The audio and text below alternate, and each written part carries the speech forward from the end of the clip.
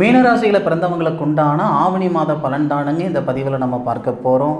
மீனராசியாதிபதி குரு பகவான் மீனராசிக்கு 4வது பாவகத்தில் புனர்பூச நட்சத்திரம்னு சொல்லக்கூடிய தன்னுடைய சுய சாரத்தில் இருந்து தொழில் ஸ்தானத்தை பார்க்கக்கூடிய அற்புதமான மாதம் தானுங்க இந்த மாதம். பொதுவாக ஆவணி மாதம் அப்படின்னா மீனராசிக்கு 6வது பாவகத்துக்கு அதிபதி ஆட்சி நிலையில் வரக்கூடிய ஒரே மாதம் இந்த மாதம் தானுங்க. வேறு யாருக்குமே இல்லாத ஒரு பிராப்தம் என்ன அப்படின்னா, மீன ராசியில் பிறந்தவங்களுக்கு சூரிய பகவான் 6வது பாவகத்துக்கு அதிபதியாக வருவார். அப்போது 6வது பாவகம் என்னன்னா ருண ரோக சத்துருஸ்தானம்னு சொல்லுவாங்க. அப்போ மீன ராசிக்கு 6வது பாவகத்தில் 6வது பாவகத்துக்கு அதிபதி வருவார் இந்த ஆவணி மாதம் முழுவதும். போகாத இடத்துக்கு போனென்ற பேர் வந்தது, செய்யாத தப்புக்கு செஞ்சென்ற பேர் வந்தது. இந்த மாதிரியான மன அழுத்தம் எல்லாமே ஆவணி மாதத்தில் சரியாக போகுது. அதுவும் வரக்கூடிய ஆவணி மாதம் 5ஆம் தேதியிலிருந்து 31ஆம் தேதி வரை ஒவ்வொரு நாளும் ஒவ்வொரு மாற்றம் ஏற்படும். ஃபஸ்ட்டு மீனராசியில் பிறந்தவங்க 7.5 சனி இருக்குதே அப்படின்ற சங்கடம் தயவு செய்து எடுத்துக்கிட வேண்டாம். சனி பகவானை பொறுத்த வரைக்கும் நம்ம செய்த பாவ புண்ணியத்தின் அடிப்படையில், செய்ய போகிற பாவ புண்ணியத்தின் அடிப்படையில் தான் அவர் பலன் தருவாரே தவிர, அவர் எந்த இடத்துல இருக்கிறாரு, யாருடைய சாரத்தில் இருக்கிறாருன்றதெல்லாம் 2வது பட்சம் தானுங்க. முடிஞ்ச அளவுக்கு மற்றவங்களுடைய வாழ்க்கைக்கும் வாழ்வாதாரத்துக்கும் உறுதுணையாக இருந்து தான் மீனராசி நண்பர்களுக்கு பழக்கம். யாருடைய அழிவுக்கும் யாருடைய சங்கடத்துக்கும் காரணமாக இருந்து பழக்கம் கிடையாது, பரிச்சயம் கிடையாது. மீனராசியில் பிறந்த உங்களுடைய மன அழுத்தம் கம்மியாகும். அதே மாதிரி சத்துரு தொல்லை, நம்ம நல்ல விதமாக இருக்கணும்னு நினைக்கிறவங்க 4 பேர் இருக்கிறாங்கன்னா, நாம் நல்ல விதமாக இருக்கக்கூடாதுன்னு நினைக்கிறவங்க 40 பேர் இருக்க தானே செய்வாங்க. இந்த தருணத்தில் ஆவணி மாதம் 5ஆம் தேதியிலிருந்து 31ஆம் தேதி வரை அந்த முன்னேற்றத்துக்கு முட்டுக்கட்டையாக இருக்கக்கூடிய தடைகள் நீங்கும். அதுபோக உங்களுடைய ராசியாதிபதி இதுக்கு முன்னாடி 12வது பாவகத்தில் இருக்கக்கூடிய ராகு சாரத்தில் இருந்தார், திருவாதிரை நட்சத்திரத்தில் இருந்தார். ஒன்றும் சுகம் இல்லை. மாடு பால் கறக்கிறதுக்கும் பூனை குடிக்கிறதுக்கும் சரியாக இருந்திருக்கும்.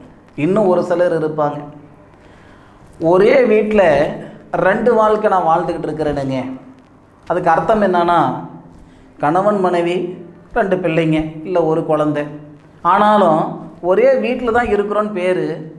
கணவன் ஒரு புறம், மனைவி ஒரு புறம், 4 செவத்துக்குள்ளார 2 வாழ்க்கை வாழ்ந்துக்கிட்டு இருக்கிறன்ற ஆதங்கம் சில பேருக்கு இருக்க தான் செய்யும். அது ஆணாக இருந்தாலும் சரி அல்லது பெண்ணாக இருந்தாலும் சரி. மீனராசியில் பிறந்தவங்களுக்கு கடந்த ஒரு 7-8 மாத காலமாக இந்த நேரத்தில் கணவன் மனைவிக்குள்ளார இருக்கக்கூடிய கருத்து வேறுபாடுகளை சரிப்படுத்திவிடும்.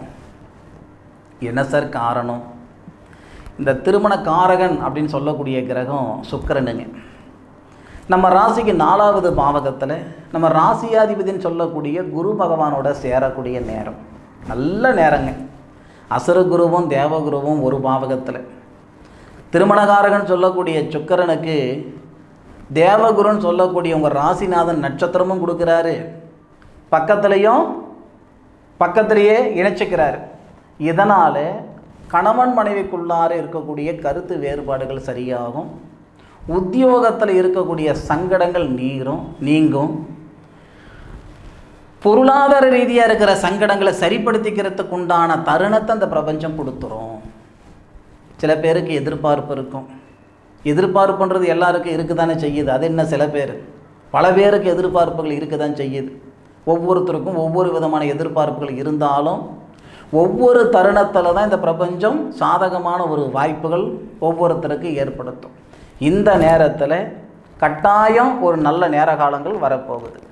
ஏன்னா தனத்துக்கு அதிபதி, தனஸ்தானாதிபதி செவ்வாய் தான். மீனராசியில் பிறந்தவங்களுக்கு தனஸ்தானாதிபதி செவ்வாய் மீனராசிக்கு 7வது பாவகத்தில் போயிட்டு சந்திர பகவானுடைய சாரத்தில் இருந்து, அஸ்தம் நட்சத்திரம் சுதர்ஷனர் கடவுள் அவதரித்த நட்சத்திரம் அது. அஸ்தம் நட்சத்திரம் 1வது மாதத்தில் 162 டிகிரியில் இருந்து உங்களுடைய ராசியை பார்க்கிறாருங்க செவ்வாய். சந்திர பகவானுடைய சாரம் வாங்கி சந்திரமங்கல யோகமாக இருக்கக்கூடிய அந்த செவ்வாய் தனஸ்தானாதிபதி உங்களுடைய ராசியை பார்க்கிறார்.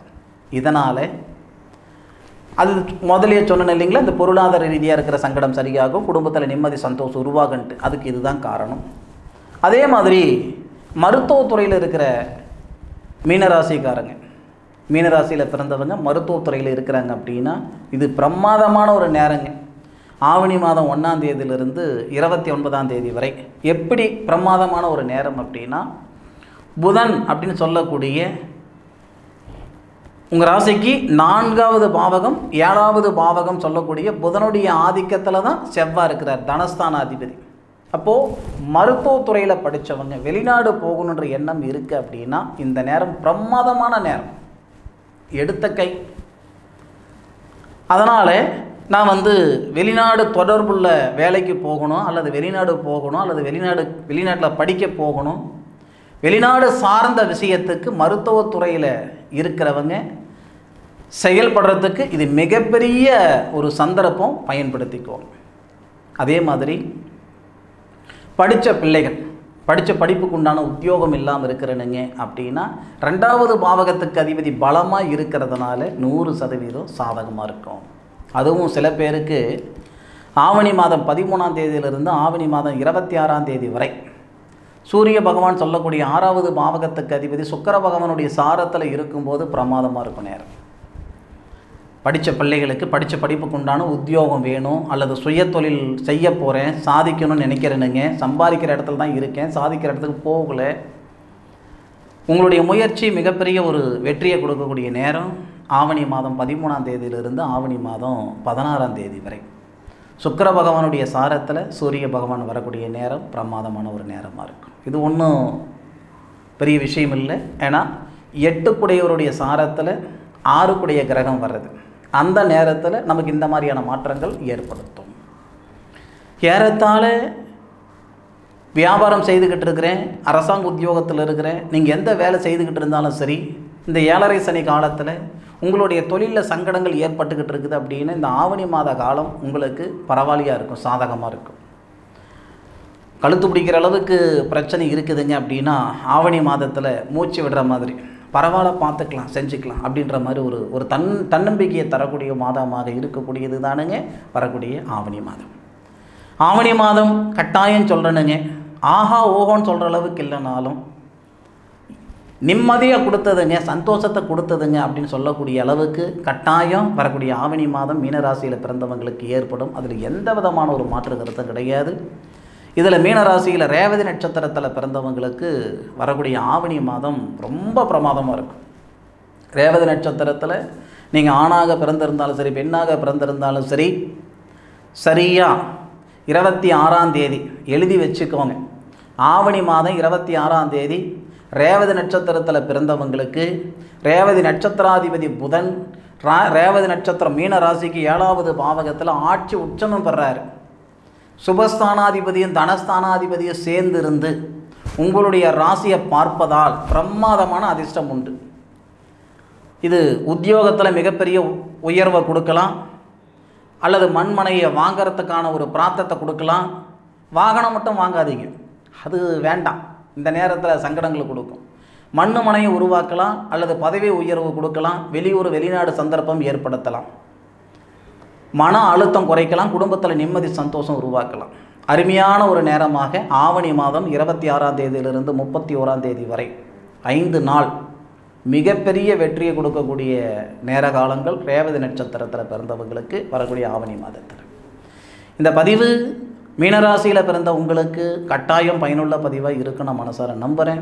மீண்டும் அடுத்த ஒரு அற்புதமான தருணத்தில் உங்கள் அனைவரையும் சந்திக்கும் வரை உங்களிடமிருந்து விடைபெறுவது உங்கள் வீட்டு ஜோதிட நண்பனான மா காளிதாஸ் மணிகண்டன். திருச்சிற்றம்பலம்.